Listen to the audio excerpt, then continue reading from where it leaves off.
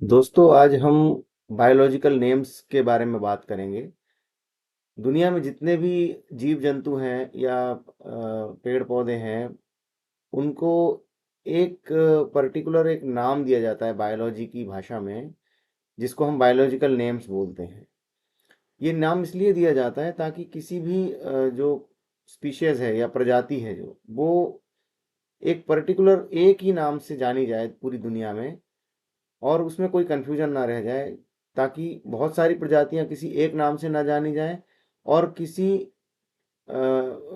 एक प्रजाति के लिए बहुत सारे नाम भी ना हो।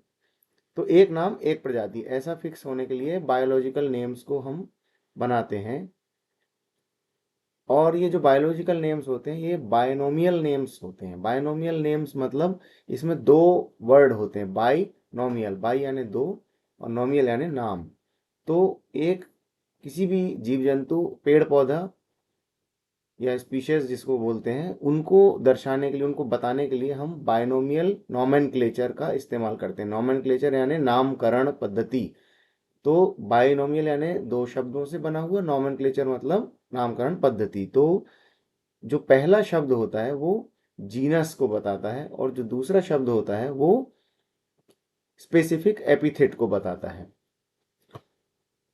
तो जीनस और स्पेसिफिक एपिथेट मतलब ये समझो कि जो नॉमेनक्लेचर होते हैं, उनकी एक जो हायरार्ची होती है, उसके स्टेप्स हैं ये। तो उसमें से हम जीनस को लेते हैं और स्पेसिफिक एपिथेट को लेते हैं। अब इनको बायनोमियल नोमेनक्लेचर में जो बायोलॉजिकल नेम्स बनाए जाते हैं, इसको बनाने के लिए हम कुछ रूल्स हैं। उन रूल्स को मैं आपको बताता हूँ आसान भाषा में। पहला रूल जो ये है कि जो बायोलॉजिकल नेम्स होते हैं वो हमेशा जनरली जनरली जो है वो लैटिन भाषा में बनाए जाते हैं। आप देखिए, इस बात को नोट करिए कि जनरली वर्ड को बोला गया है, क्योंकि लैटिन भाषा में होना चाहिए, ये कंपलसरी या एसेंशियल नहीं है। मोस्टली 99% जो नाम है, या 90% नाम जो है वो लैटिन भाषा से आते हैं। बट ऐसा जरूरी नहीं है।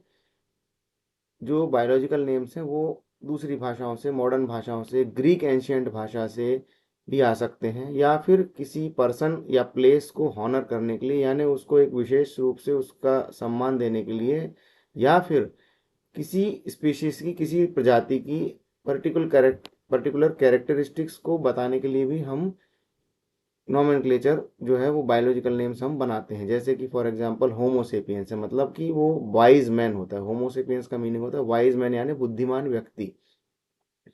तो ऐसे भी हम उसको बनाते हैं बायोलॉजी। अब आपको बताता हूँ कि लैटिन भाषा का मोस्टली इस्तेमाल क्यों होता है।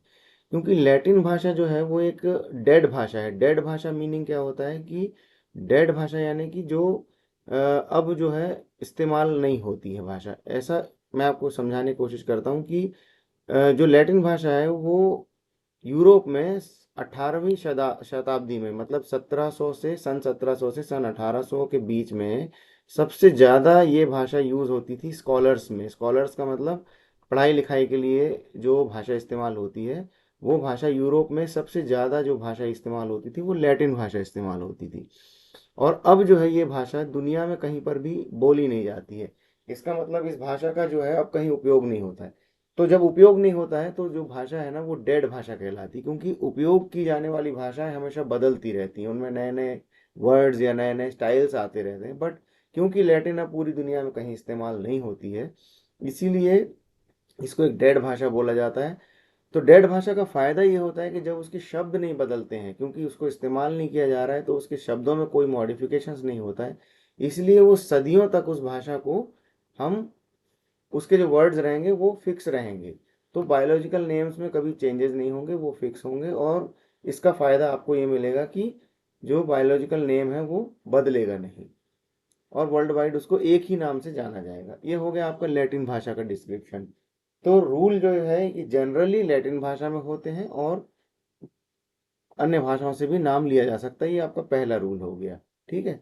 दूसरा रूल हो गया कि जो पहला वर्ड है, वो पहला वर्ड जो है वो हमेशा